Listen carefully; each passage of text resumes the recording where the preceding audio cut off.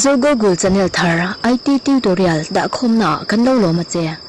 subscribe le icon bell kha mino tik sak vela kan lom hle ang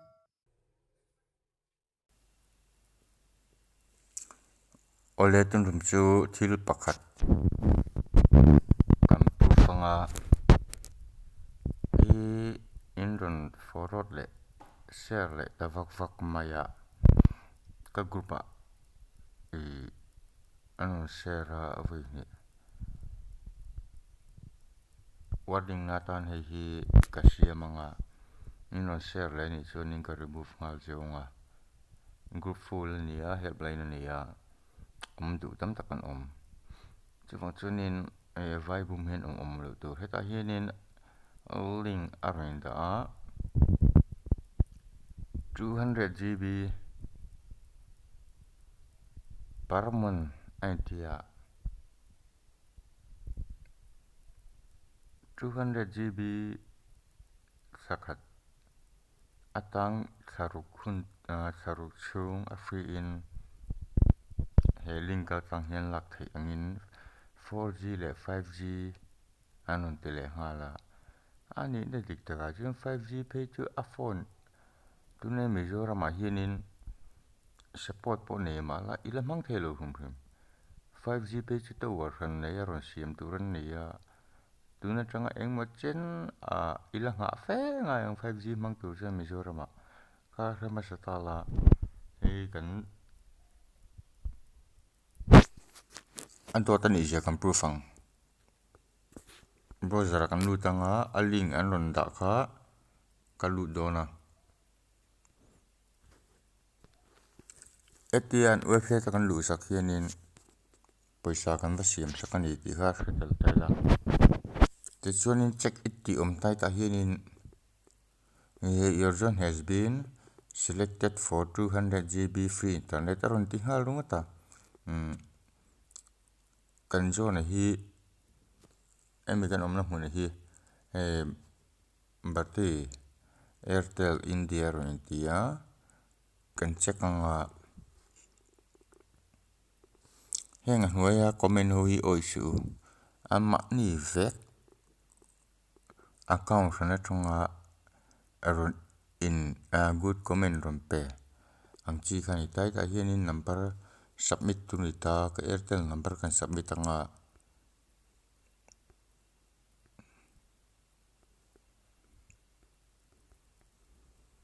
kan sianang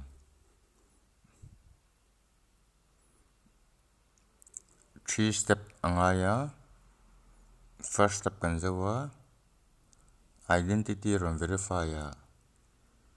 share ut your group aron tile ta hal pang me ni congratulations you earn 202 GB for free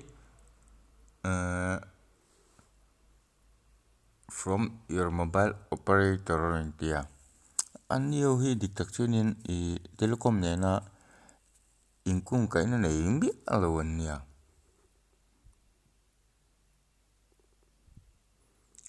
green button WhatsApp ti hu han click la ti chuanin group pathuma emo I thian te som ni ne na I forward tanga ti chuanin I forward I sharing joa ni somruk chunga tan hemi free internet data pack kha aron activate ang anti ani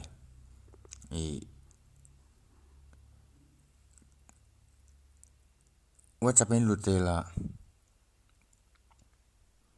ang kan va share to mi dang group kan ti nok mai maya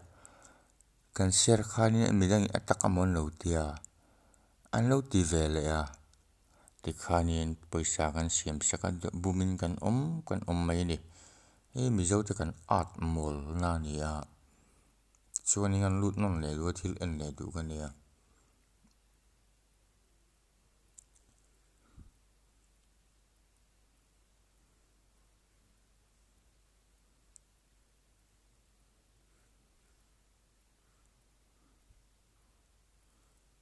he website siam tu hi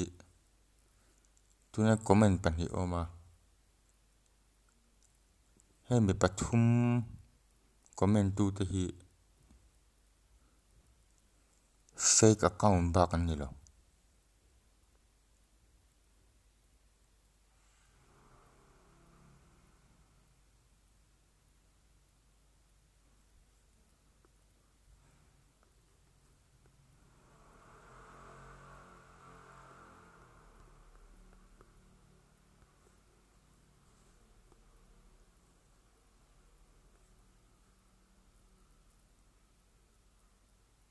send option an pe mi lo le hala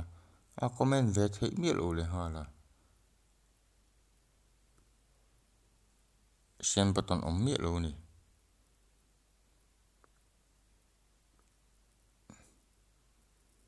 reply po the lo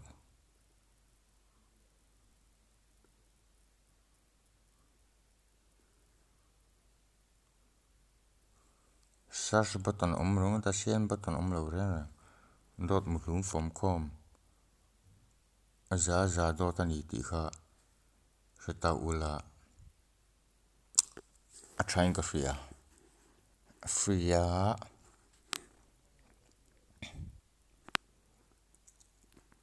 telecom sim provider lam pangatang chuanin a free hi om thina airtel te poha ka channel ma sa khanin a free lak nan an mani na an offer pali kha ka da ti ting ni lo telecom lama tanga an mani lama tanga min offer min free gift lo hi chu a om tak lo ni ti kha ria ulatin an ni hianin kot an mang thin telecom lampang hianin he tinga website ang zong hianin an tingai lo ani share ang zong ti hianin lo heta ula he hi dot za ni ti lo heta ula ti kha kan cha du chu ni bumin om su